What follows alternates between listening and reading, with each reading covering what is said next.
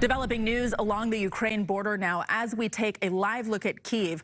Russia's president is escalating tensions even further after announcing his decision to recognize two regions of eastern Ukraine as independent states.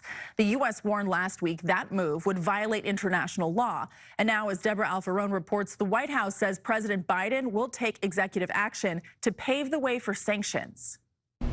Sarah, the signs that Russia could invade Ukraine are coming more sharply into focus today.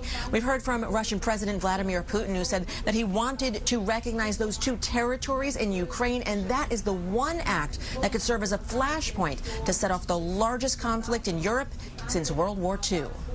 President Biden met with his national security team for a second day after agreeing in principle to talks with Russian President Vladimir Putin, but only if Russia does not invade Ukraine. We're ready to continue diplomacy, including at the highest levels, but we are equally ready, and we are united as the West in imposing swift and severe consequences if Russia chooses to move forward. Mr. Putin also convened his National Security Council Monday, during which Foreign Minister Sergei Lavrov warned the West is not ready to accept their proposal that NATO not expand eastward. He's set to meet with U.S. Secretary of State Antony Blinken on Thursday. My job as a diplomat is to leave absolutely no stone unturned to see if we can prevent a war. But the U.S. says it has intelligence Russia is maneuvering towards an invasion. Tens of thousands of its troops remain near Ukraine's border in Belarus, even though Russia says joint military exercises are over. Meanwhile, shelling in eastern Ukraine by Russian-backed separatists has intensified. The U.S. has sent a letter to the United Nations warning Russia may have a list of specific Ukrainians to be killed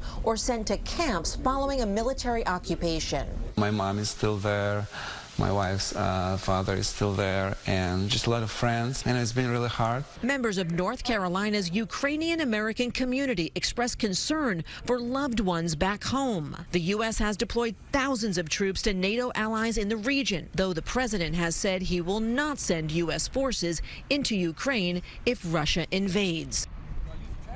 The State Department has reposted warnings urging Americans to leave Ukraine immediately. At the White House, Debra Alfarone, KPIX 5. Nova Ukraine is a South Bay charity organization that supports Ukraine. They're keeping a close eye on the developments there. What's happening in Ukraine is very serious. These are historic events, no matter how it ends. We will have continuing coverage of the tensions along the Ukraine border on air and streaming on CBS News Bay Area through KPIX.com.